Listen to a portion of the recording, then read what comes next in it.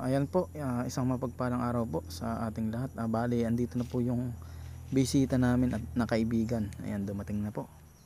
Bali, nagpasilip agad po siya ng mga gamit kasi nagmamadali nga po pala siya.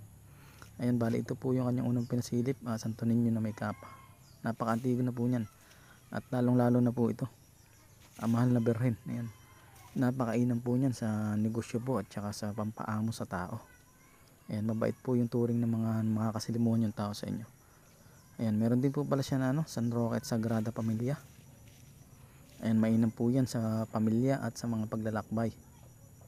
Ayan, napakagaganda po ng kanyang mga medalyon. Ayan, ito po, Santo Niño din po na may kapa. Ayan, mainam din po yan pang negosyo, pampaamo. Ayan, meron din po pala siyang pag nagpapasuso at pagkabuhay. Ayan, mainam din po yan, pampaswerte at paglalakbay din po at protection po sa katawan. Ayan, bali meron din po pala siyang hindi ko mawari ito kung anong klaseng medalyon ito. Hindi ko alam kung gawa siya sa stainless o pilak. Ayan, meron din po pala siya na Sator. Ayan, antigo na rin po.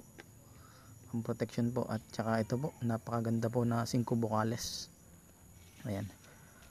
Maraming salamat nga po pala sa patuloy na sumusuporta sa atin. Naway patuloy lang po yung pagsuporta nyo at wag po kayong magsawa. Ayan. At abang-abang lang po kayo sa mga bago nating post dito sa ating channel. Ayan. Tayo po ay mamamahagi. Malapit na po tayo mamahagi ng mga gamit. Ayan, lalo na sa mga solid nating supporter. At solid din po yung bibigay natin, basta abang-abang lang po. At ako po ay natutuwa sa mga patuloy ko nakikita na mga nagko-comment, nagtsatsagang manood simula nung una hanggang ngayon. Ayan. Maraming salamat sa inyo mga idol. Hindi ko na kayo maisa-isa. God bless po sa inyong lahat. Solid po kayo.